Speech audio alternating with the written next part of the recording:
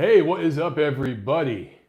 Happy Monday. I'm gonna get myself situated here and we'll get the party started. Make sure that I am recording and I'll get the chat set up. Hope everybody had a good weekend. I had a great weekend. Was with my sister. She got married, so that was really nice to be around family. Got in from LA to Atlanta. Less than 48 hours later, I drove up north. About 4 or 5 hours north to North Carolina, saw my sister get married, drove back down here, working for a couple days in Atlanta, off to Chicago. So it's just non-stop right now. All right, let me make sure I got the chat going. Yes, we do. Oh, we got a bunch of you guys on here, man. Awesome. Awesome, guys. Go ahead and smash that like button. I see 15 of you have already. One of you's already disliked. Although one of you pricks always has to do the old thumbs down. I love it. Gail just commented about that. Yeah, some a-hole troll has the dislike. What the hell? I know, Gail. Every week, I swear, it's the same dude. It's the same dude, a handful of them that come on every week and do the thumbs down thing. It never fails. You know what I'm saying? So it's almost 7 p.m. Eastern time, guys. Rockstar 1996 is on. He says, "You good, Mike? Been on a long time since I caught one of the live shows." That's awesome, man. That's awesome. Glad you could join us live. Thank you, all you guys who are here live right now. Let's go ahead and start the show, man. It's almost 7 o'clock, and we got a lot of stuff to talk about. So it's going to be a hot show. Going to have some ranting and raving. And of course, I know you guys probably have a ton of questions. Let me make sure I'm plugged in here. I'm plugged in. Audio's good. Video's good. Okay. Let's get the party started. Welcome back, fight fans, to episode number 191A, the review show for the week of October 12th of the Neutral Corner Boxing Podcast. I am your host, Michael Montero, from Boxing Monthly Magazine and BoxingMonthly.com. And of course, the new issue of Boxing Monthly is out. Great feature about Demons of Doubt is the name of this piece on the rematch between Anthony Joshua and Andy Ruiz Jr. Awesome stuff. And of course, history's greatest heavyweight punchers. I think it's a really cool feature in the latest issue of Boxing Monthly. So make sure you guys check that out. A lot to talk about this week. I will be heading to Chicago, Wednesday morning at the crack of dawn. I got like a 6 a.m. flight up to Chicago, and I'll be covering that Usyk Spong card. So I'll be up there for Ring TV covering that card, Ring Magazine, Ring TV. So any of my peeps up in Chicago, if you want to get up, we will be up there, Tiffany and I. Chicago! Yeah, I'll be working a lot, but we want to make sure that we hang out, have some drinks. You have to ask about Tiffany just poked her head in here in my office. She is asking any Chicago peeps. She wants a real Chicago blues club, a Chicago jazz club. So she wants the real shit, the real old school blues jazz, you know, that Chicago blues club. So any of my Chicago peeps that are up there, hit me up and let me know where we can get some real old school Chicago blues. All right, let me know, guys. Anyway, okay, I need you guys to do something for me because YouTube loves to change the algorithms and people are not getting all the notifications for these videos. So the best thing you could do is share my video. Share this freaking video on your social. And if you listen later to the podcast on iTunes or wherever it is, share this episode of the podcast, okay? A couple of you guys joined the Patreon team last week. Thank you so much.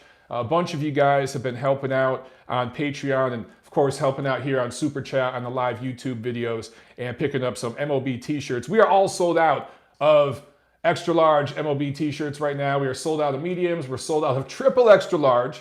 We still have some larges and some double XLs and some female sizes. So we're about to sell out of these things. We're gonna have to re-up for the new year. Maybe we'll make some new designs or something. So anyway, guys, all that we put back into MOB, building the studio. In fact, I think I'm not going to spend too much time talking about this here on the show because some of you guys just want to hear boxing. But, with all this traveling, I kind of had to, take a break on it. But when I get back from Chicago, I'm going to put this ceiling on and finish the ceiling in my studio. So exciting things happening here, guys, and I'll be able to show you all that stuff as we continue. So yes, share this video because the YouTube algorithm is effed and they just love screwing with the little guy. I don't know what's up. If you do clickbait bullshit, race baiting, clickbaiting, politics and all that stuff, they put you at the top of the list. But if you shoot down the middle and be objective and be critical of everybody, they bury you down the list. So share this damn video, all right? Let's get into some quick news and notes, and then we're going to review what took place last week. We're going to do a detailed review on the Golovkin-Derevyanchenko fight, obviously, because it's become very polarizing on social, which is not surprising. Golovkin has turned into one of those polarizing figures in the sport. Some of it is his fault. A lot of it is not his fault. But we'll get into that later. Detailed review, okay? Before, quick news items. Charlie Edwards, former WBC flyweight titleist, vacates his belt.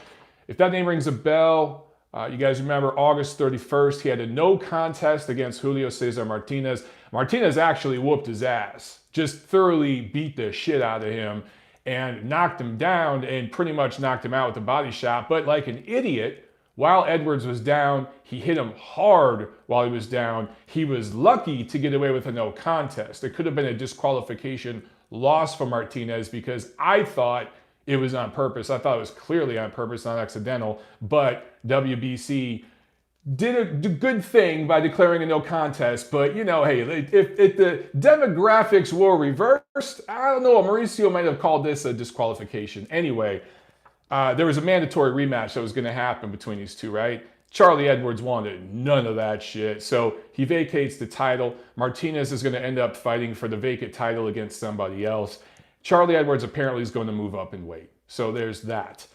Let's get into this whole weigh-in chaos with the Claressa Shields, Shields-Habazin thing that took place in Michigan last week on Friday. So as I'm driving up north to go see my sister for her wedding this weekend, as I'm in the car driving up there, a few of my friends up in Detroit, my hometown, who were at that event covering it for media. My friend Scotty Buck was up there. He was hitting me up. A few of you guys were.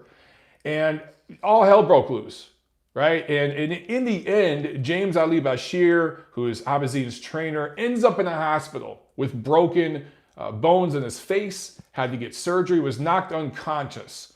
So details are still sketchy, and the promoter, Dmitry Salita, hasn't exactly been coming out with a lot of statements, clearing everything up. I guess he's leaving it up to the authorities there in Michigan, I think in Flint, where Claressa Shields is from, and this event was going to take place. Maybe a couple hours north of Detroit, or what am I saying? Northwest of Detroit. So pretty much close to Detroit. Anyway, the police there apparently have arrested a person. So James Ali Bashir got into a verbal altercation with, from what I understand, Claressa Shields' sister, or a female in her team. I'm not exactly sure. And they were jawing back and forth. Now, how did that altercation start? Why did it start? I have a good idea why, because I've been told by people who were there before the weigh-in that saw some shenanigans taking place that James Ali Bashir was not happy with because he felt some of the rules were being broken on Shields' side. I won't go into detail on that on the record because the sources I have made me promise I wouldn't. I've been begging them to go public with it. Hopefully they will. But I don't know if any of this will come out in the end or not, but Bashir was going back and forth with somebody on Shields' team pretty much throughout the whole damn weigh-in. And it got pretty heated. He said some nasty shit. She said some nasty shit. In the end, a dude, apparently it was a male, came up behind Bashir, punched him literally in the back of the head, knocked him clean out. Again, this is an elderly man getting hit by a young man in the back of the head with a punch he didn't see. Knocks him unconscious. He takes a nasty spill to the ground. His face literally smashes into the concrete, the hard ground. Blood was everywhere. Shields-Habazin, it was understandably upset, beside herself. And I've seen pictures. I mean, there's a lot of pictures, again, that friends of mine sent me that were there that have not gone public. They decided not to release them because they were so graphic. And they didn't want to upset the promoter and Shields' team. I'll talk more about that in a second. But I saw some pictures from people's cell phones that were literally right there as it happened.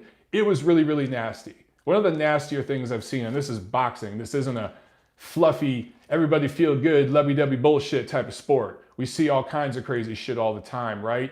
Now, a lot of times it's played up for the camera. There was barely any real big cameras around for this event. It was pretty much a local thing. And this was not played up for the cameras. This was a thug acting like a fucking thug. This was an idiot with a ghetto mentality doing what people with those mentalities do. Now, I say that as a guy who grew up in Michigan, in that area, around that thing. And I used to have that kind of mentality. So did my cousins and my friends that I grew up around. A lot of them aren't with us anymore. A lot of them are dead or in jail now. And I don't associate with a lot of those guys before, because as I got older and started to want more out of my life and wanted to succeed more, I distanced myself from some of those people because they pulled stunts like that. And I would be embarrassed because that shit brought nastiness and dirt on my name because I was associated with them. It's up to Claressa Shields to determine if she wants to start separating herself from some of these people, because this is not the first incident that she has been attached to in some way with a sucker punch. Remember, good job, Unc. Leon Lawson, her uncle, Claressa Shields' uncle, sucker punched Jose Uzcategui the guy after his fight with Darrell. And he got banned from, I can't remember what commission it was. He was arrested. Ultimately, I think the charges were dropped. But it was a nasty scene. And that actually did play out on camera.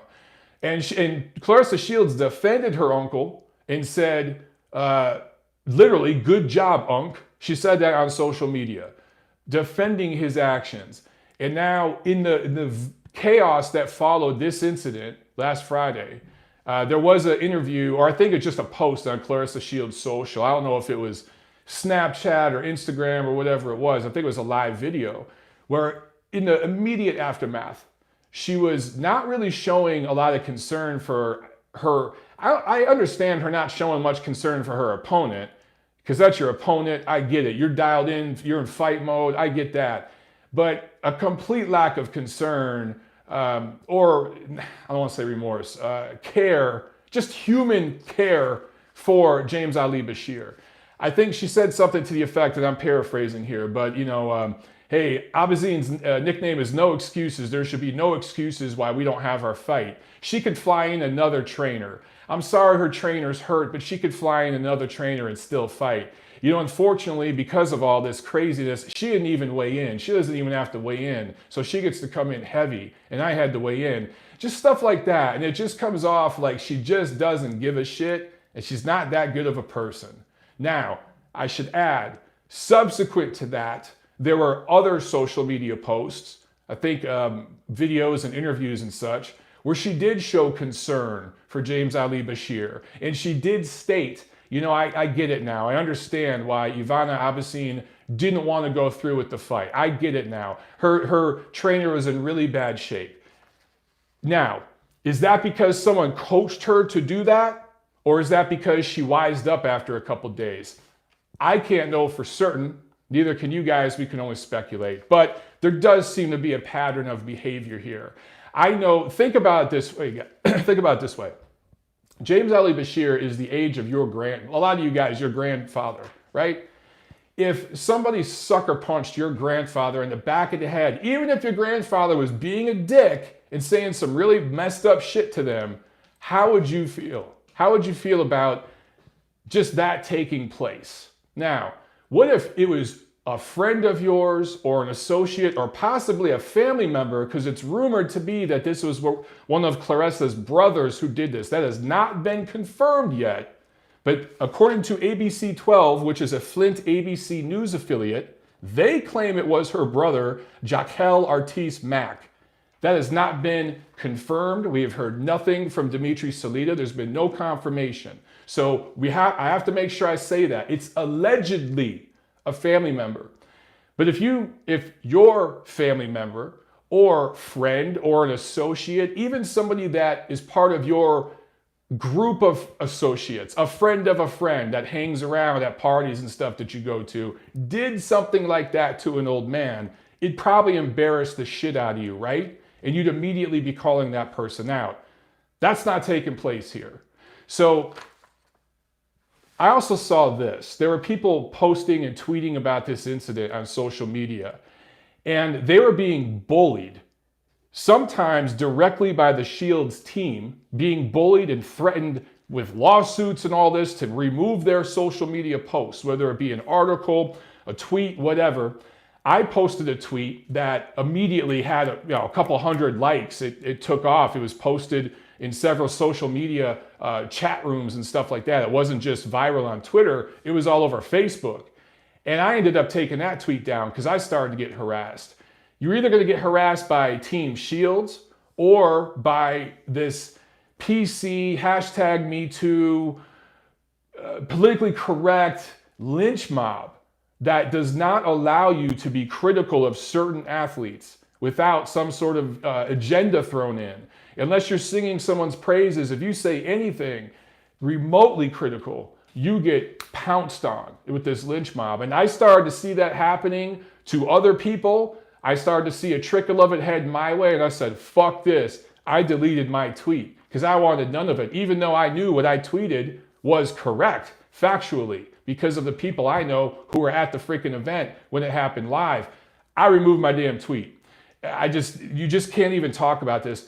By the way, quick, I gotta say thank you very, very much to Henry Ford, who was in with this super chat. Thank you. Hey, Henry Ford, great museum. I love the Henry Ford Museum. I don't know if you're a Michigan guy posting this, but dude, thank you for the super chat. And he says Canelo stripped because he didn't fight the mandatory Derevyanchenko. Yes, we'll talk about that later. Sergiy Derevyanchenko, actually Doug Fisher wrote a very good, tiny little article in this issue, latest issue of Ring Magazine, talking about the IBF. Like, dude, they must love Sergiy Derevyanchenko. They've stripped Gennady Golovkin and Canelo Alvarez on behalf of Derevyanchenko in a calendar year. They must really love that dude. Anyway, we'll get to that later. Thank you very, very much, Henry Ford. I appreciate it, man. Okay, so back to Claressa Shields. And I don't want to beat up on Claressa Shields. And by the way, I need to include this. I need to make sure I include this because this is totally fair. Guys, Claressa Shields didn't throw the damn punch. So for those of you saying, and I've seen these posts too, this stuff goes in both directions. The craziness goes in both directions, okay? There's a lot of hyperbole against Claressa Shields. She didn't throw the damn punch. Now, should she be calling out who did? Should she be separating herself from those individuals and not letting them go to her public events? Yeah, but she didn't throw it, okay? So even if it was her brother that threw the, and again, hasn't been confirmed, she didn't throw the punch. So let's be clear about that, okay? So she shouldn't be banned. She shouldn't get in any trouble, anything like that. Whoever did it should be, obviously. But let's not be too harsh on Claressa Shields herself. She didn't throw the damn punch. Some of the posts I'm seeing beating up on Claressa are too much, okay? So she deserves some criticism for the way she handled these things and the way she's spoken about these things and allowed some of these characters to hang around her. Yes, that's legitimate, but also let's keep this shit in perspective. She didn't throw the damn punch. All that being said, my advice, and this is unsolicited, they don't give a damn about what my opinion is, I get it, but my advice for Team Claressa Shields is there's a PR machine around her trying to clean her up and trying to make her this hero and this good girl image. It ain't working. It's not going to work. She just had a fight. It was her first fight at junior middleweight. She was going to, quote unquote, make history. First female fighter, I think, to win titles in 3 weight classes and all this good stuff. Correct me if I'm wrong on that, guys, but I believe that was the situation. This was a fight for 2 vacant junior middleweight titles. And outside of Michigan, nobody gave a shit. She's not transcending. There's social justice warriors pushing her and promoting her on Twitter and doing puff pieces on news affiliates around the country and stuff like that whenever she fights there. Yes, they're not buying tickets to her damn fights, okay? I'm not saying that to beat up on the girl. I'm just saying this marketing strategy that they're trying to do, it's not working. My advice, let her turn heel. Let her be a female Floyd Mayweather. She doesn't knock girls out. She's not very exciting because she was at first earlier in her career, kind of a weight bully, right? She used her physicality to beat girls. She is developing her skill set. She's becoming a pretty damn good boxer. I think she's one of the top 5 female boxers in the world right now, pound for pound. But she's never going to fill stadiums because of her fighting style, because she's not drilling girls and knocking them out. She's not an Ann Wolf. She is not. She's not a Lucia Riker. She's not that type of fighter. She is a stylist that's going to outbox her opponents. The way she can fill stadiums and become a big attraction is to turn heel. Let Claressa go. Stop trying to pull her back. Stop trying to manicure her and get her to try to do this goody two-shoes thing. It ain't working. That's not her. Let her turn full heel and be the female Floyd Mayweather and just play the bad girl. Let her play the bad girl.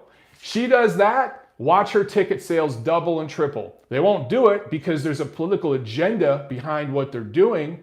But part of the reason she's not breaking through, yeah, female fighting does have something to do with it because it's not as exciting. Yeah, there's a lack of talent that she's maybe fought one top 10 level opponent in her career.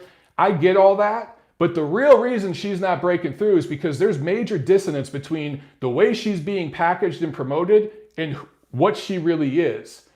Let her go, man. Let her be herself. Let her turn heel and be nasty and be a bad girl. And I'm not saying this is a bad thing. I'm just saying let her be her. Stop trying to control her and truncate her personality. Let her just come out and be who she is. Because most people that bought Floyd Mayweather fights, and mind you, she's never going to be Floyd Mayweather. I'm not trying to suggest that. But Floyd Mayweather, another Michigan guy, not very exciting in the ring, did knock people out. He figured it out along the way that it was his personality that was going to sell fights. Casual fans that bought Floyd Mayweather's fights bought them on pay-per-view, not because they knew what the hell they were buying, not because they thought it was a great value, not because they knew anything about the opponent he was fighting 90% of the time.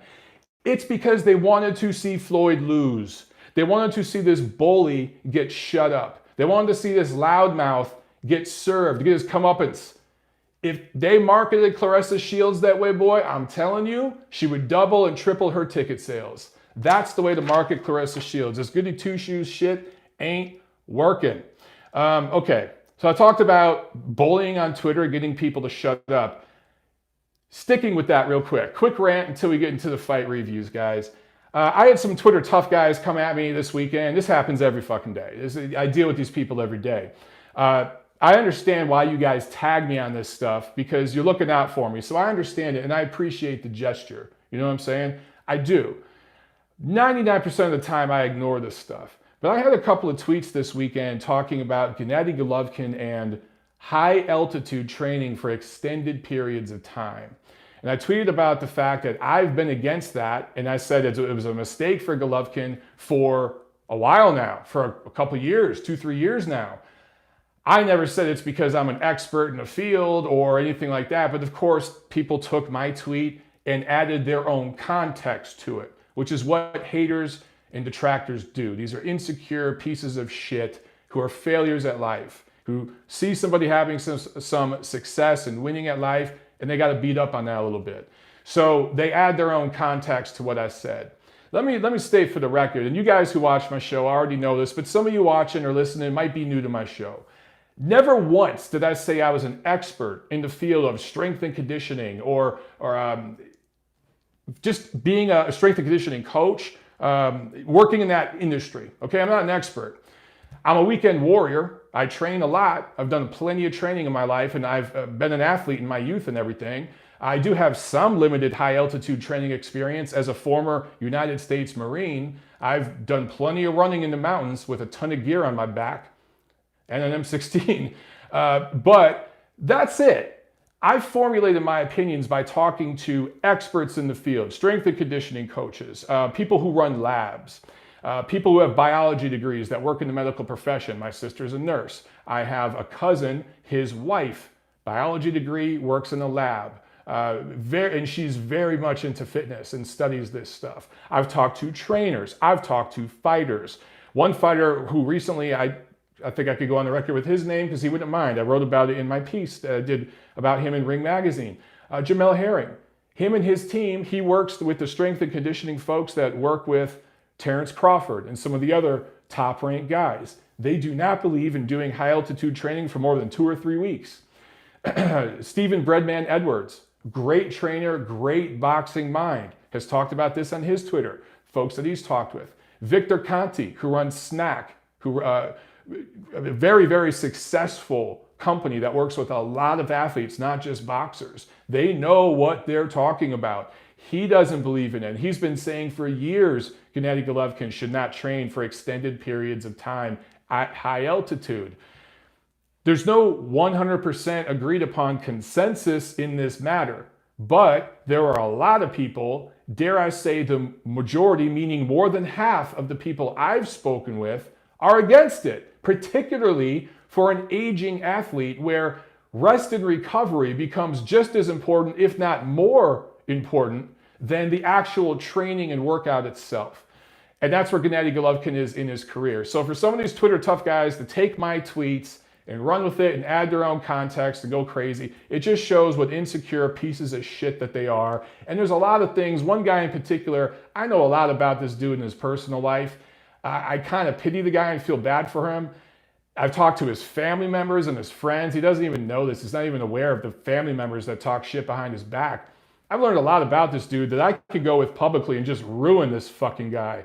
But I'm not going to do that. I just ignore these people. So guys, I ask that, look, if somebody's saying Michael Montero has AIDS and you want to tag me in that conversation so that I could say, you know what, that's actually incorrect. I don't have AIDS. Something like that, fine. But if they're talking shit about me, just don't tag me in that shit. I don't want to see it. I block these people. I mute them.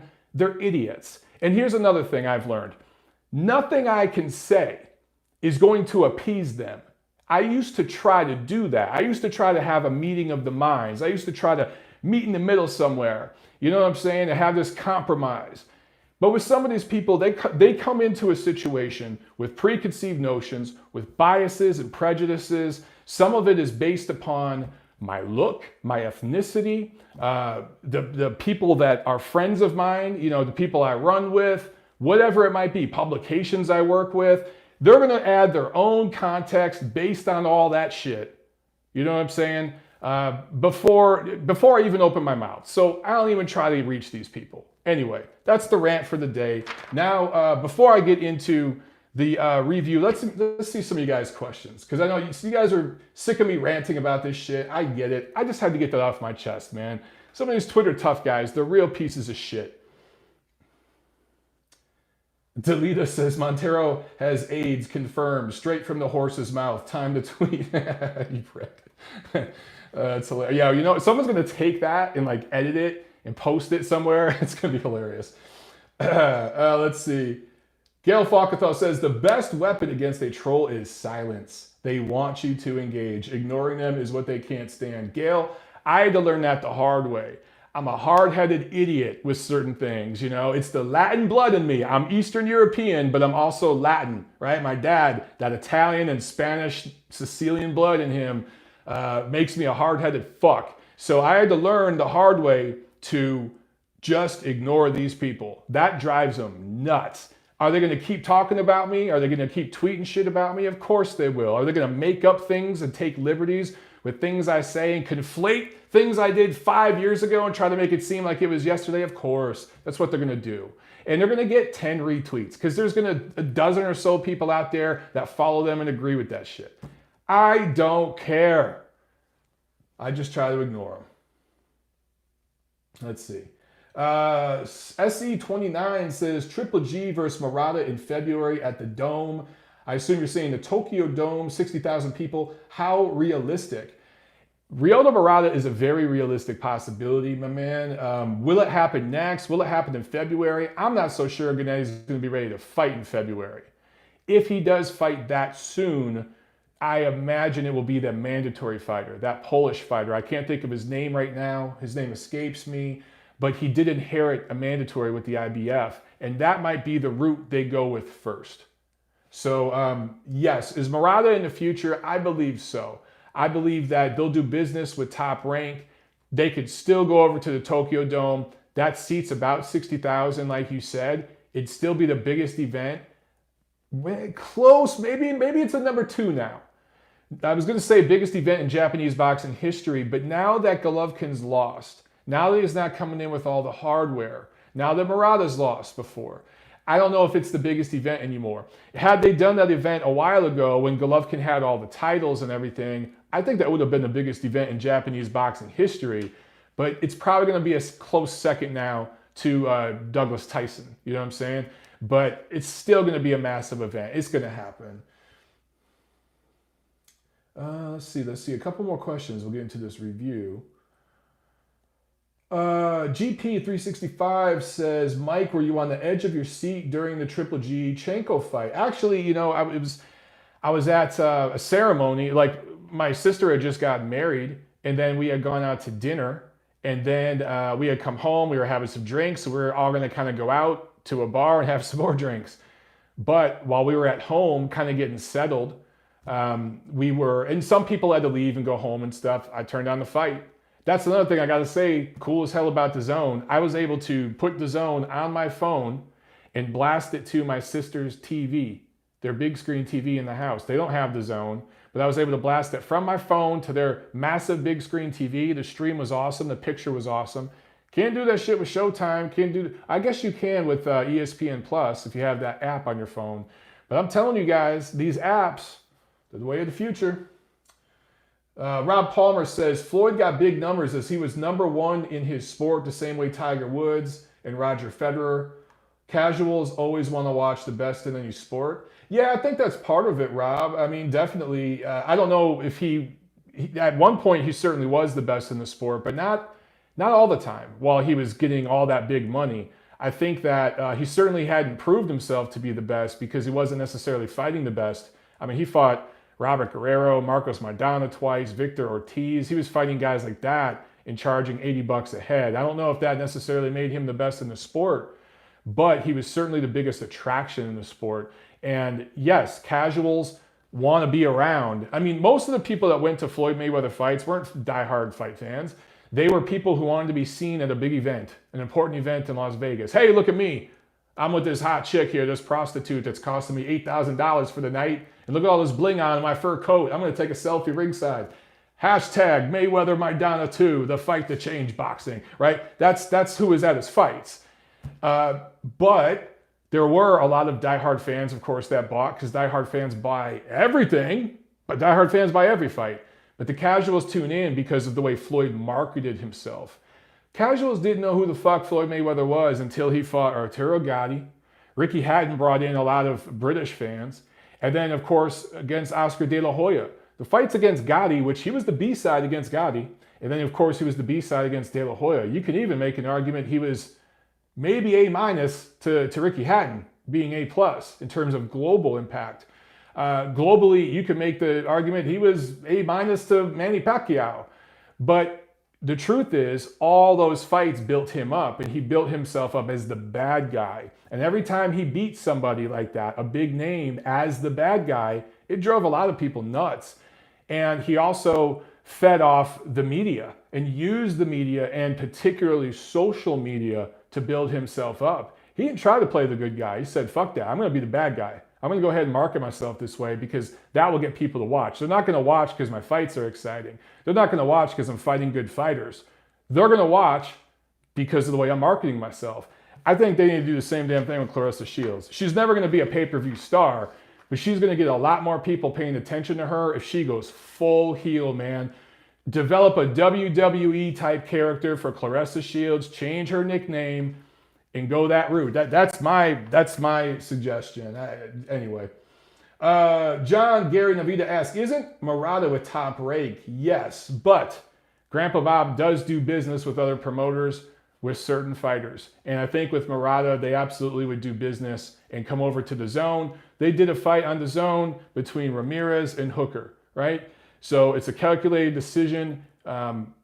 Calculated risk, I should say, but it'd be big time business. It'd be the biggest fight Murata could get where he'd be competitive. Let's face it. If Murata fought Canelo, he'd get the brakes beat off of him. If he moved up to 68 and fought some of those top guys, he'd lose badly. At this stage of Golovkin's career, I favor Golovkin to beat Murata, but it'd be a competitive fight at this stage, guys. It really, really would. So I can absolutely see that fight happening. Vlad Valor asked, Mike, don't you feel like we lack something big in boxing? A lot of good fights, but nothing super exciting. I hear ya. This is more a year for diehards. But dude, look, Spence Porter was a damn good fight. Top 10 in terms of fight of the year for 2019. Golovkin Derevyanchenko for me was even better because it was fought with slightly better skill, and maybe it didn't have the same crescendo you had it in Spence Porter because Porter got dropped late, Derevyanchenko got dropped early, so the ebb and flow may have been different, but to me it was a much closer fight than Spence Porter. I thought Spence won 7 or 8 rounds against Porter. I know a lot of you guys disagree with that. Go back and watch the fight. For everything Porter accomplished, I thought Derevyanchenko did better against Golovkin because his work was cleaner than Porter's. His work mattered more. And he actually hurt Golovkin a couple times to the body. Not upstairs. You're not gonna hurt Golovkin upstairs. But he hurt him to the body. And that's something Canelo couldn't do. That's another thing. I tweeted during the fight in the 11th, like right before the 11th round, I tweeted, Derevyanchenko's had more success in 10 rounds against Golovkin than Canelo did in 24 rounds. And of course, Twitter tough guys took that and, sent back punch stats. Look at this. I wasn't talking literally punch for punch, you fucktards. I was talking about hard punches that hurt Gennady and moved him back and made him keel over. Canelo didn't budge Golovkin once. Neither did Jacobs. They landed flush punches and Golovkin laughed and kept moving forward. Derevyanchenko landed punches that made Golovkin keel over and suck air that visibly hurt him. Not once, but multiple times. So yes, in terms of punches that hurt Gennady, backed him up, yes, Derevyanchenko accomplished more in one fight than Canelo did in 2 fights. And I'll stand by that statement. I ain't gonna blink when I say that shit. All right. Let's get into fight review. So that Showtime card in Flint still went on Saturday. Claressa Shields did not fight Shields-Habazin, but Jaron Ennis improved to 24-0 with 22 knockouts. The Philadelphia welterweight prospect scores a knockdown in the 3rd round and then TKO win in the 3rd round over an Argentinian fighter with a dog shit resume. No disrespect to him, but Daniel Fernandez did not belong in the ring with Jaron Ennis. Jermaine Franklin, heavyweight out of Michigan, went the distance with Pavel Sor, a Czech fighter who's fought one other welterweight prospect, Filip Hrgovic, who destroyed him in 1 round in 2017. So that tells you the levels, guys. Jermaine Franklin is nothing to get excited about. As soon as he steps up, he's going to get beat, and he's going to get beat badly. He's going to get knocked the fuck out. That's what I see with Jermaine Franklin. There are levels to this shit.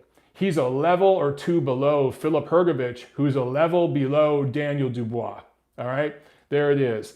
Now, Madison Square Garden, New York City. Let's go to the undercard real quick. Israel Madrimov improved to 4-0 with 3 knockouts. Uzbeki looks really good. Junior middleweight. TKO 5 over Mexican veteran Alejandro Barrera. Look, a lot of people shit on this fight. This was Madrimov's 4th pro fight.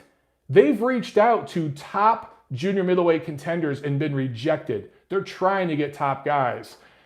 Barrera from Mexico has fought Carlos Adames, Errol Spence, other top fighters.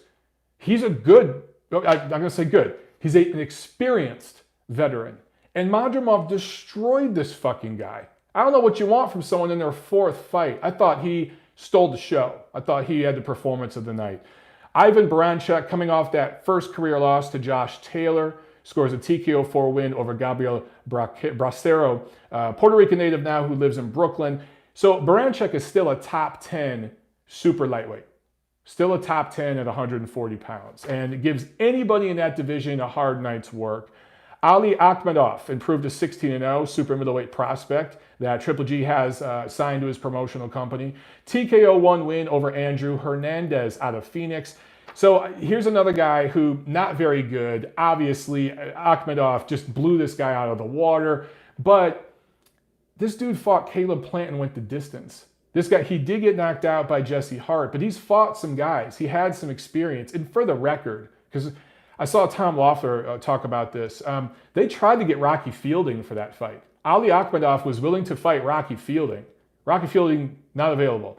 They were willing to fight Martin Murray. Martin Murray, not available. So they were trying to get that level of opposition. Now, Rocky Fielding, Martin Murray, are they top 10 super middleweights right now? No, they're not. But they're top 15. They're right under the bubble there of the top 10. So for a guy in his 16th pro fight, trying to find an opponent at that level, they're clearly confident in this guy. They're just being rejected. They're having trouble finding opponents. Now, they're going to have to up the pay scale. Triple G Promotions, they're going to have to up the money to get somebody to fight this dude. But he's ready to contend. Pro debut for Joe Ward, Irish Olympian, 2016 Olympics, loses his pro debut due to a knee injury. So tough break for him, man. We've seen 2 decorated amateurs lose their pro debut this year. And that goes back to what one of you guys was saying earlier in the chat about this not being an exciting year. It's not an exciting year in terms of the big fights happening, the big matchups. But guys, we've had all kinds of crazy stories this year. We've had crazy upset specials. We've seen very interesting rivalries starting to take place. And we've seen some new faces rise up. We've seen consolidation at a couple of divisions, or at least we're going to see through the fourth quarter of this year. And we saw 2 decorated amateurs lose their pro debut. When is the last time that you guys saw a decorated Cuban go pro, think of the Cubans and their legacy in the amateurs, and lose their pro debut? You've probably never seen that. I don't think we've seen it. And then this kid from Ireland who was not supposed to come to New York, Irish people, New York City, do the math, he was not supposed to come there and lose this fight. Freak incident, I get it, but we're seeing some shit this year. There's plenty to talk about, all right? Now, I'm with you. Nothing major. We're not getting, Wilder, Joshua, and those sorts of fights. But we're getting some crazy shit happening in 2019. Speaking of crazy shit, let's talk about this fight. Gennady Golovkin, Sergiy Derevyanchenko. Golovkin wins unanimous decision, which was controversial to a lot of people. Scores a knockdown in the first round. Cuts Derevyanchenko from a punch. Clearly from a punch, despite what the DAZN commentary crew kept trying to sell you. I don't know why they kept talking about a headbutt. It was clearly from a punch. Anyway, scores 115-112 twice. That means 7 rounds to 5. And 114-113 once. That means 6 rounds to 6. I found it interesting. All 3 judges gave Golovkin the 12th round. I felt that Golovkin had a few clear rounds that were clearly his round. Sergiy Derevyanchenko had 1 or 2 clear rounds that were his round, but there were virtually 8 swing rounds in this fight. 8 swing rounds.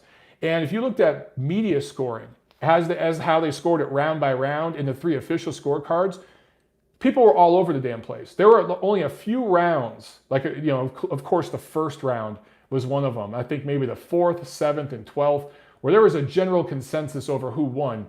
But virtually every other round, people were all over the damn place, okay? Now watching this live, I scored it even in terms of rounds. I scored it 6 rounds apiece. I had it 114-113 for Golovkin. However, and I tweeted this, it was a close fight that could have went either way. It really could have. And if you had Derevyanchenko winning, I ain't mad at you one bit. For the record, Lou DiBella, who promotes Sergiy Derevyanchenko, said, of course, he feels his fighter won, which is understandable. But he said, he was asked, was this a robbery? Was this a robbery? And he made it very clear. I've seen robberies. This was not a robbery. So when Lou DiBella and Sergiy Derevyanchenko said the same thing in interviews too, they said this was not a robbery, but they feel that they won. And of course, they want a rematch and deserve it. And I tweeted about that too. Run this shit back. It was a good fight. I felt it was a top 5 fight of the year. I thought it was every bit as good as Spence Porter, only with better skill. And I thought, why not run this shit back? Now, people were saying that Golovkin was sick. I know Eddie Hearn said that he was sick. Maybe that had something to do with this, and he didn't look really good. Look, if he had the flu or something, so what? Did that really make that much of a difference in the fight? I don't know. To me, what makes the most difference, and again, this includes the high altitude stuff that I think is wearing Golovkin down a little bit. What's really worn him down, guys, is his fucking age. He's 37. And although he lives a clean lifestyle outside the ring, this is a guy who fought over 300 amateur fights. For some reason, a lot of fans and amateur casual media types, they undermine and undervalue amateur work. Dude, over 300 amateur fights. And I'm not talking little tournaments in his little town in Kazakhstan, his little village. This dude was traveling as a kid to tournaments regionally all over outside of Kazakhstan. As a kid, 15, 16, 17 years old, fighting in tournaments regularly. I'm not talking about one tournament a year, two tournaments in a year. I'm talking about every other month, this kid's fighting in big tournaments with high level of opposition, global opposition. I think he fought in like a lot of high level junior amateur tournaments before getting into the adult level stuff. So that shit took a toll, okay? Think about it this way. He's 37 years old. He's been fighting since he was a teenager, 14, 15 years old. So well over 20 years, 22 years. This guy's basically been a full-time athlete. And not just an athlete, but a fighter. This ain't basketball. This ain't even football where you get a timeout at halftime. There's a second, a third string, and you get a helmet and pads. This is fucking boxing. This dude's been doing this shit since before he was old enough to drive a car in this country. Think about that, okay? So his body is just slowing down a little bit, right? And yeah, so LC just made a great comment. 37 and has taken VADA. Virtually everybody who's not an idiot Golovkin detractor who's got some sort of, agenda believes Golovkin's a clean athlete. He's been doing VADA since the Lemieux fight, I think, and that goes back to, 2015? So he's never failed a drug test, and that goes back to his amateur days. He was in the Olympics. This guy's had tons of needles stuck in him since he was a fucking teenager. He's pissed in a ton of little cups since he was a teenager. He has never failed a drug test. He's breaking down and slowing down the way a natural athlete is supposed to. That's what this is about. Father Time's undefeated. You look at the first Canelo fight, you look at the second Canelo fight, and you see the difference in performance. Now, Canelo deserves some credit for that because he fought better in the rematch. But clearly now, 2020 hindsight, we didn't necessarily know it at the time. But looking at Golovkin's last few fights, particularly this fight with Derevyanchenko, who's maybe the 5th, 6th best middleweight in the world, he didn't look very good in this fight. This is not the guy that was blowing through the division in 2013, 2014. And I get it. You guys, detractors will say, well, he's fighting better opposition now. That is true. He is fighting better opposition now. However, he's also 37 years old. So which is it? It's probably a little bit of both. I think the fact that these fights are going the distance versus him knocking these guys out, I think that's due to them being better fighters. But him not looking as strong and as powerful and as fast, him not throwing in combination, him not going down to the body like he used to, him not having the same punch resistance, at least downstairs, that he showed in the past.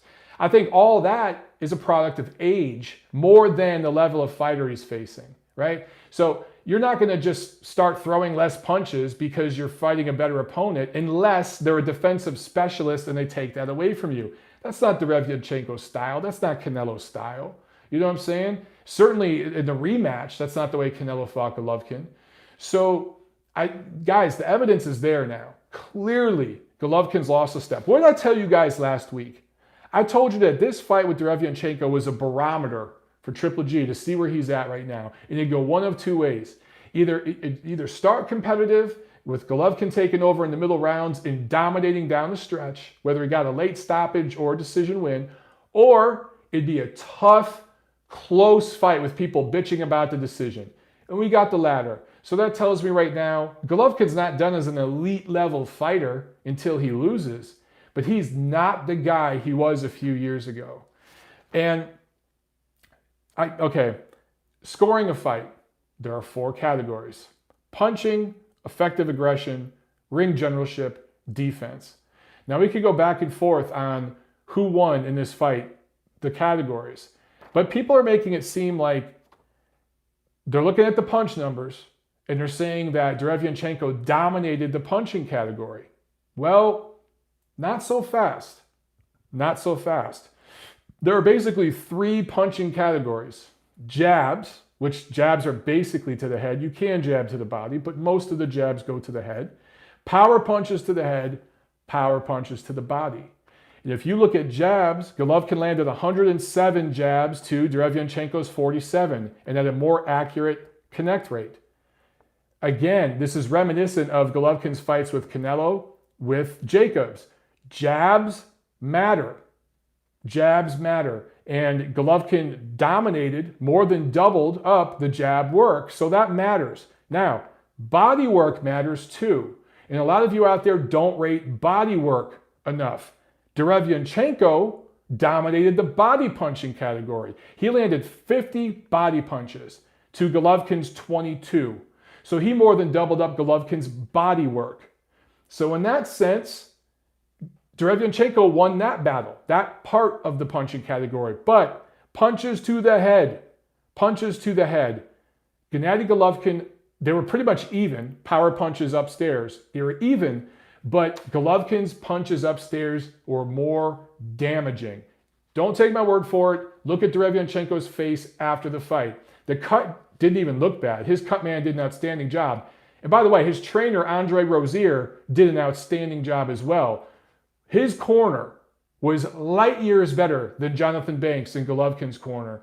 And I had an instinct when Golovkin first said he was going to work with Jonathan Banks. Some of you guys might remember, I didn't like it. I didn't like it. I did not like that matchup. I eased up on it. I gave it a chance, whatever. And now I kind of realize, yeah, that instinct was probably right. I don't think that it's the best fit in the world.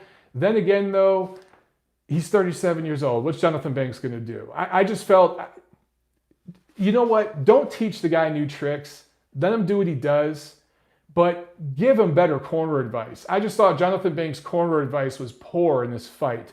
He was not very motivating, and he's a calming type of personality, which is good for some fighters. They need a calming personality in the corner. But there's some times where you got to light a fire under someone's ass. Emmanuel Stewart was a calming type of presence, but when he needed to, that dude can light a fire under your ass real quick. And he get real nasty with you to get you to step up. He did it to Lennox Lewis. He did it to Vladimir Klitschko. He did it with Jermaine Taylor. Plenty of other fighters. And that's something Jonathan Banks lacks. That was grossly lacking in this fight. Anyway, Derevyanchenko's eyes were almost shut at the end of this fight. So when you look at the punches, the punching categories, and you break it up, it's almost kind of even, man. It's really, really close. But if you just look at who landed more overall punches versus the other guy, then it makes you, it can kind of be confusing. You got to really break this shit down a little bit. Effective aggression, you could absolutely make the argument Derevyanchenko won that category. It's not as important as punching. Ring generalship, I think that was, you can make an argument for either guy, but you can make a stronger argument probably for Golovkin. Yeah, you know what? I'm going to take that back. It's pretty damn even. Pretty damn even. And defense, both guys, neither guy, you know what? Golovkin had the better defense.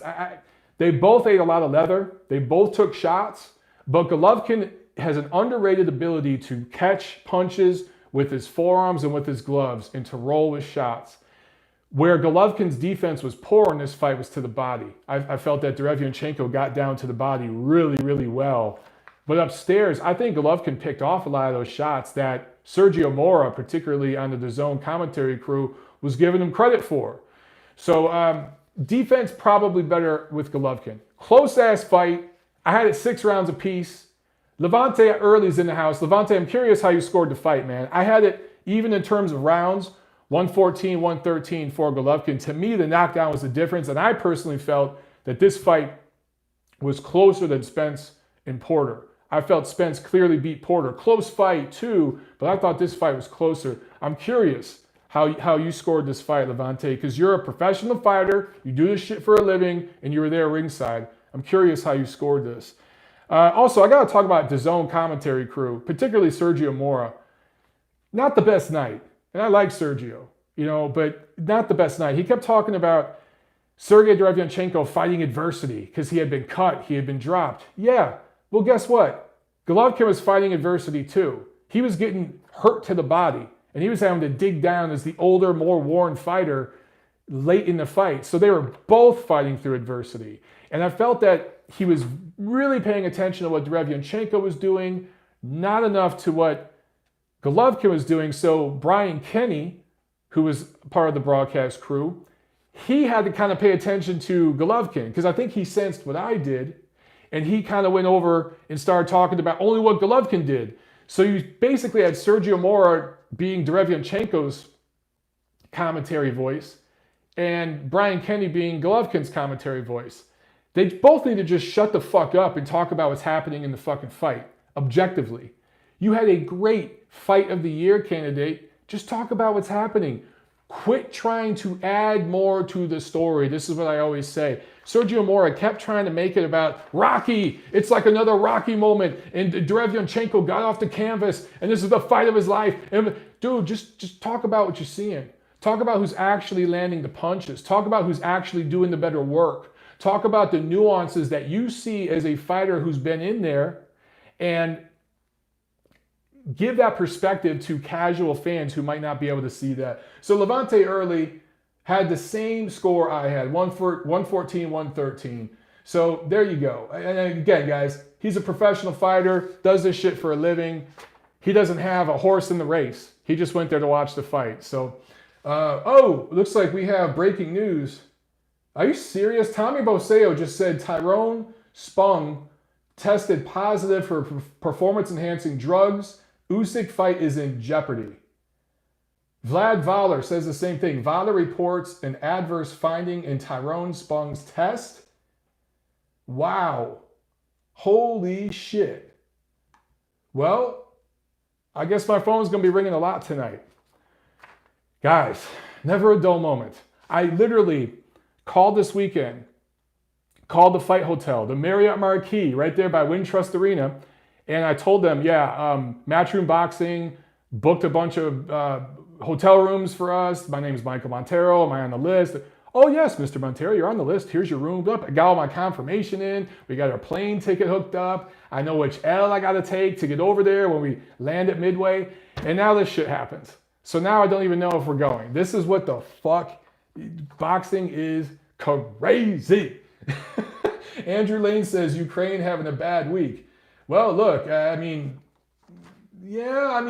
this isn't on Alexander Usyk. If Tyrone Spong tested positive, that's on him. Oh, man. Sultan Mur says the zone needs a third man, a George Foreman type. Yeah, I prefer this guy named Michael Montero. I think he'd do a good job. I'm just going to throw that in there. Anyway, I have to talk about Golovkin's legacy a little bit because one of you guys were just commenting about this. Let me see if I can go back and find this comment because I thought it was good. Oh man, I'm going to miss it. Shit. Oh, here we go. Yeah, no, SE29 says, it's sad to know that in a few years that boxing will lose Triple G. The man was a great person for the sport. So I want to talk about that a little bit real quick, okay? Because I see some people now, and of course, this is what happens on social, saying Golovkin's overrated. You know, there were people out there who said Derevyanchenko won 9 rounds to 3 and all this crazy bullshit. These are the same people that are now going back and saying, oh, I thought Canelo won both fights against Golovkin. You weren't saying that shit 2 years ago. You and everybody else knows Golovkin won the first fight. I've been very, very consistent on this. I feel the second fight was close and could have went either way, just like this fight with Derevyanchenko. But you can see the slippage between the first Canelo fight and the second one. Now, was it physical? Yes. Was it also mental and emotional after being screwed by Adelaide Byrd and the establishment in American boxing? Maybe. Personally, from things I've heard Gennady say, and Gail on the chat, you can attest to this as well because you've talked about it as well.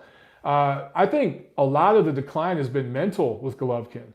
I think that, look, let me add this, okay? The WBA regular title, because a lot of people are saying Golovkin's knockout streak or middleweight title defenses, because he had like 20 some odd defenses for a while there. You're saying, oh, that's all bullshit because that was the WBA regular title. And the super title was Felix Sturm. He was the real champion.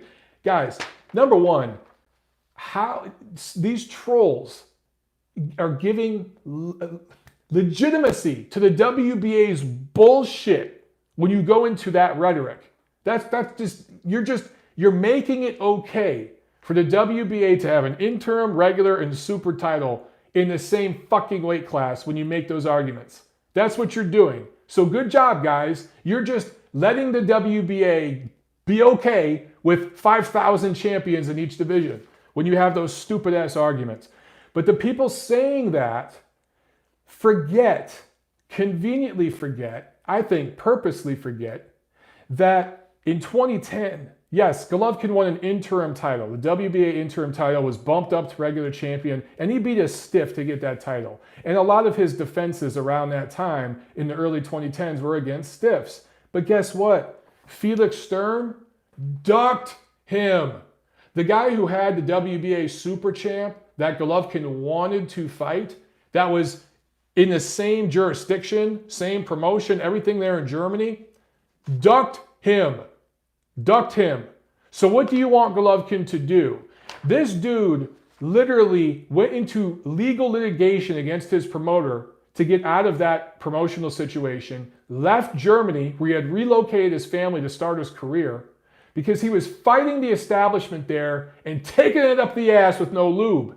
He leaves, comes to America, starts over. In the process he went through in 2013, 2014, 2015, that's the process he was trying to go through in 2010, 2011, 2012. He got fucked in Germany. He comes over here. He finally gets the big prize, the fight with Canelo, after, mind you, trying to get fights with Sergio Martinez, Miguel Cotto, Canelo. Cotto paid him $500,000 to not fight, okay?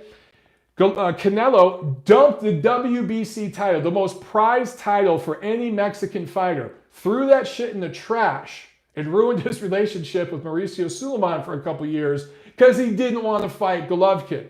This dude was ducked and avoided by everybody during that time. He finally builds himself back up for a second time as a pro. And then he feels, and most people agree, that Adelaide Byrd and the establishment authorities in boxing fucked him in that first fight. And because of that, he is now officially without a signature victory in his career. And he's not going to get it. He's past his best. Does he have one more great performance left in him if a third fight happens with Canelo? It's possible. But by rights, this guy should have a win over Canelo on his resume. At least he'd have that to walk away into the sunset with.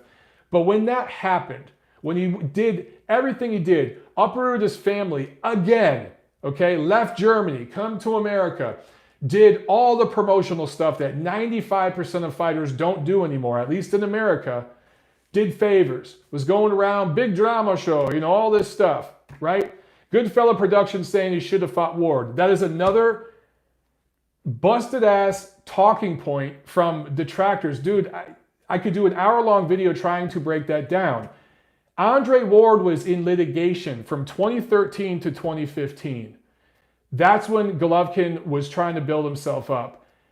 Ward didn't fight at super middleweight after 2013. When he came back in 2015, he was a light heavyweight and could not get back down to super middleweight. A fight between Golovkin and Ward was never going to happen, okay? At super middleweight.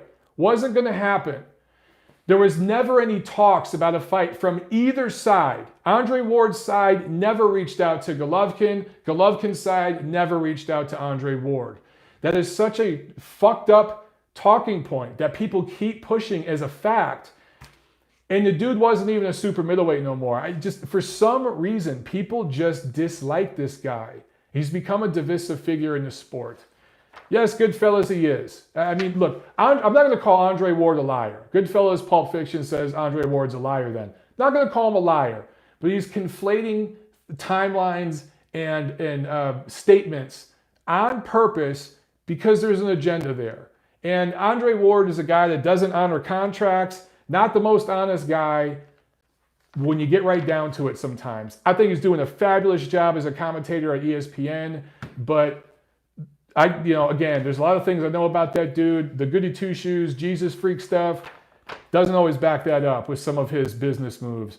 Okay, so I just had to talk about that because The rhetoric now with Golovkin, because look, at some point, he's going to fight Canelo a third time, or it's going to be an Andrade or somebody like that.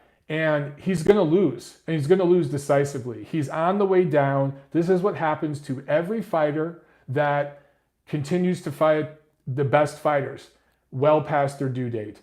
I think Golovkin is half checked out mentally. I think he's been talking about promoting life after boxing. When I saw him a couple weeks ago in LA, he did seem relaxed and jovial, more so than he has been recently, but he did talk a lot about life after boxing.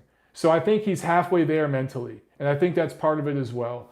So look, what's next for them? I think they're going to fight the Polish fighter. Again, I can't remember his name, but that is, I think that's probably the next move for them because he's the mandatory.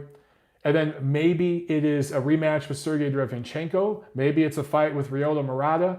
Maybe they delay the third fight with Canelo. I don't know if Canelo wants it. We'll see what happens.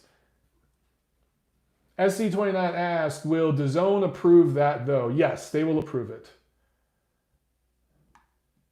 I think they'll approve it because, yes, his name is Kamil Szeremeta. That is the mandatory fighter from Poland. He's a mandatory. Golovkin has to fight him. So I think DAZN would be fine with Golovkin fighting him maybe in February. But then, maybe it's a rematch against Derevyanchenko. Go right back to New York City. Go right back to the Garden. They did a pretty good crowd for that. They do a good crowd in a rematch. Make the undercard better. Have a stronger undercard. Because this, let's face it, it wasn't all their fault. But the undercard wasn't the best. Get a good co-feature on there. And maybe late in the year, you fight Ryota Murata. If the third fight doesn't happen with Canelo, it doesn't happen. If it does and they want to go for the money, to me, that's almost a cash out at this point.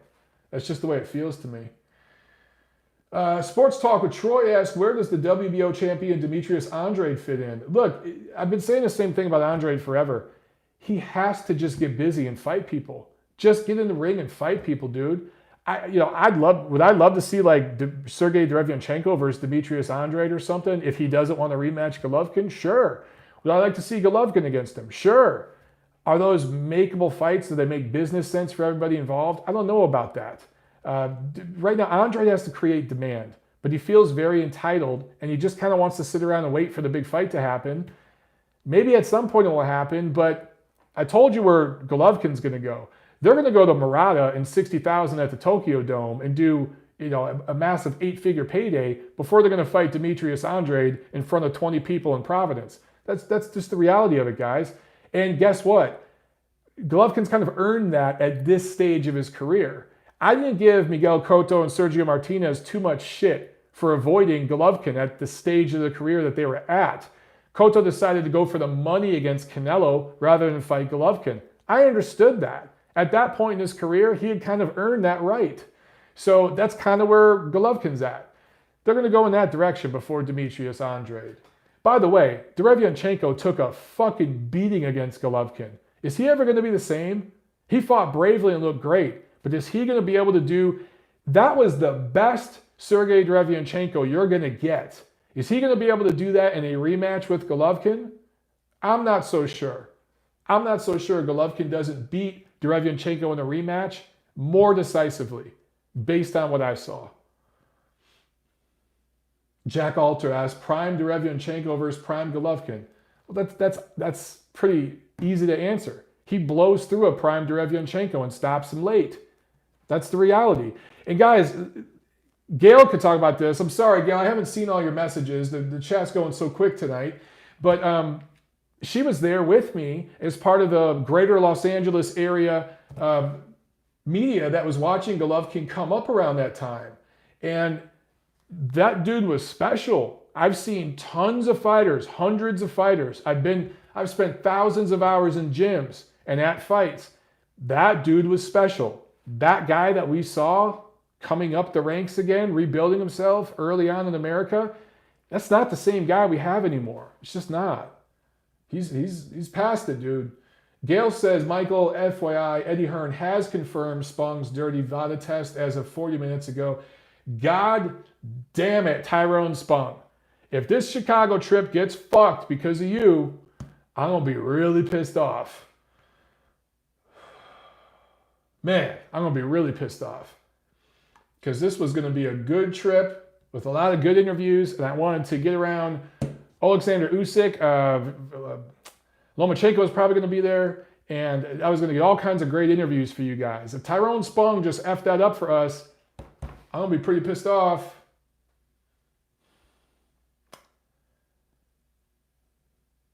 Okay, SC29 is asking, will Triple G go back to Abel Sanchez? Nope, that shit ain't happening. I don't see it. Don't see it.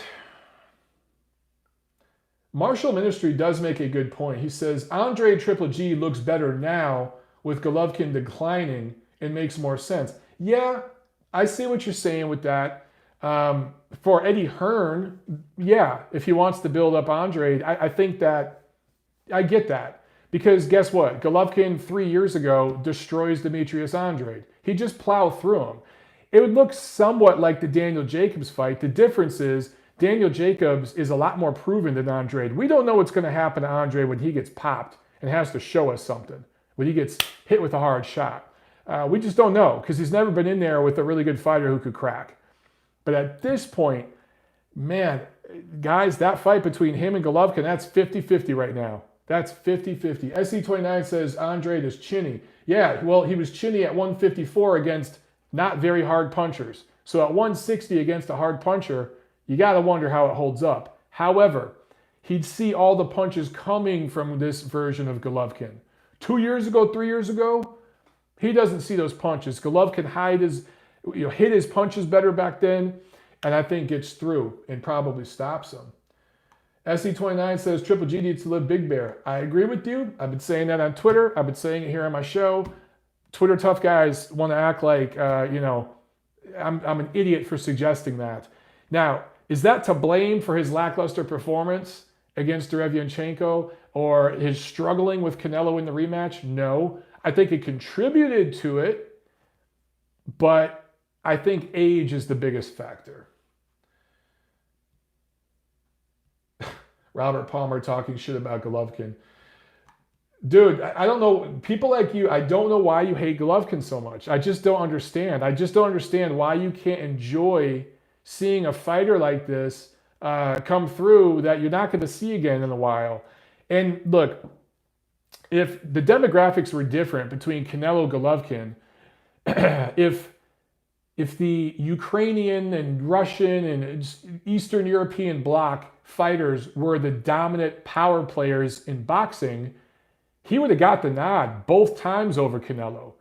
But the Mexican-American, particularly WBC, they're the most influential sanctioning body.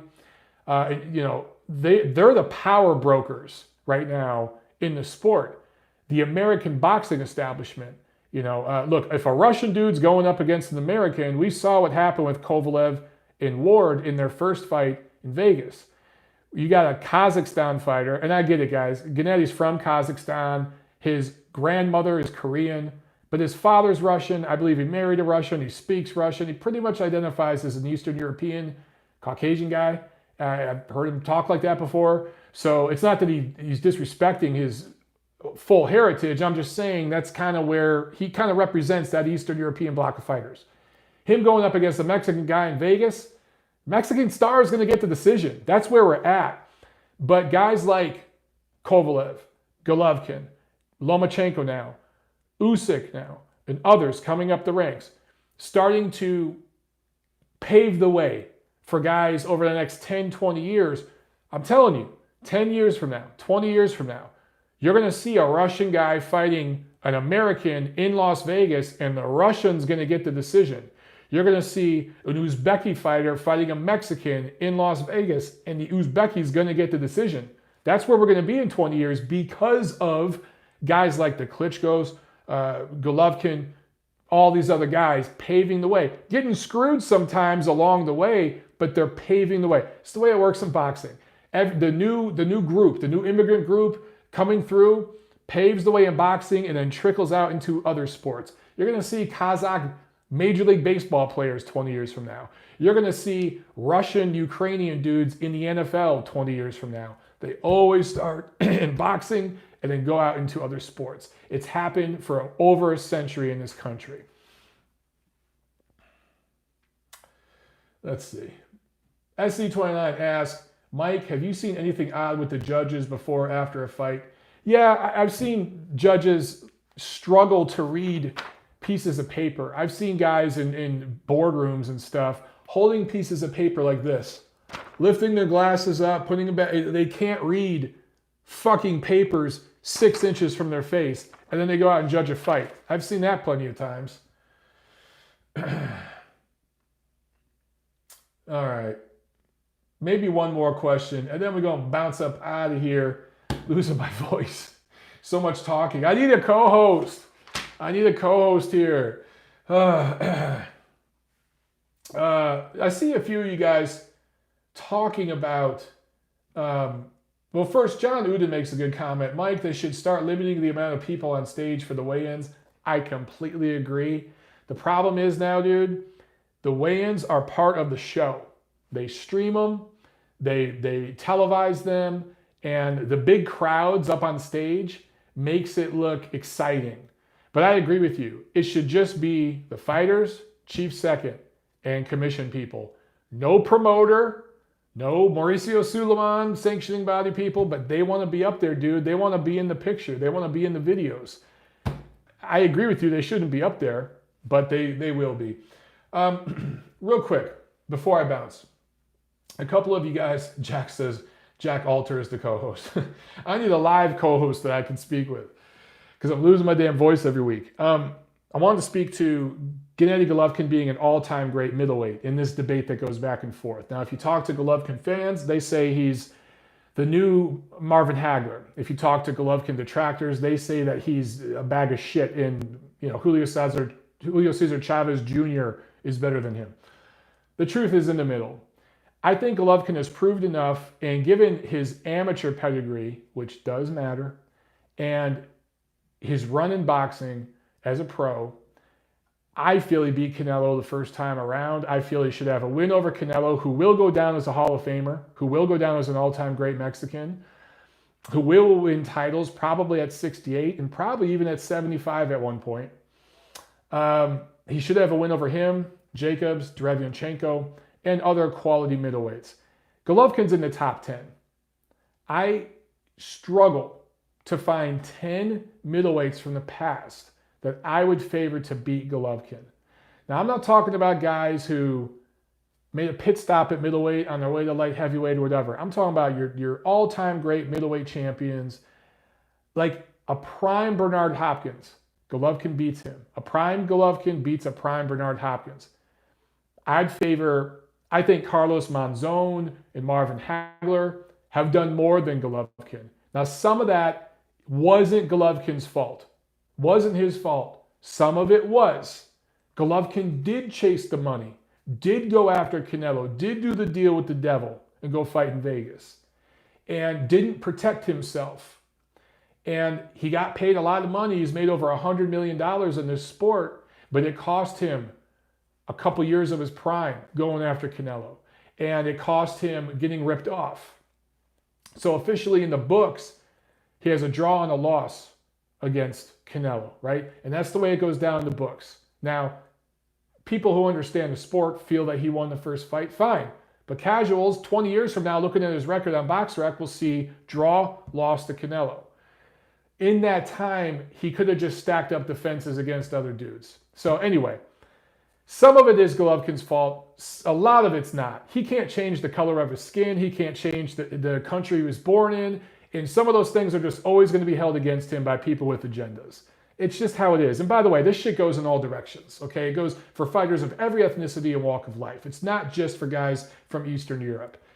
But I would absolutely say, based on his career of work in the sport, that Gennady Golovkin is in the top 10 all-time great middleweights. Is he up there with Hagler and Monzon? No, he's just not. And guys, he's not going to be able to now. It's over. That's done. He can't go on a run and beat, let's say, an Andre, the Charlo, Canelo, beat all these guys, and put himself in that category. It's too late. It's not going to happen. So enjoy what you got with Golovkin now, and realize that this is going to be over pretty soon. Enjoy it while it's here. Enjoy the big drama show. And he's going to be a first ballot Hall of Famer when he retires. He's already secured Hall of Fame credentials, in my opinion. And he's a top 10 middleweight. And that's it. And don't worry about all the haters and all. People are going to have, like someone, I can't even see what your name was on the chat, calling Golovkin an HBO hype job. That's just ignorant, prejudiced bullshit. You're just an idiot for saying that. And you obviously don't know the sport, because he's not, okay? But Jack, I see you in the comments, because I know you're Triple G's #1 fan. I know you're upset right now. Dude, everyone gets old. Father time. Does Golovkin have one more great performance left in him? Probably. You're going to see it maybe in the Derevyanchenko rematch. Maybe it's against Murata.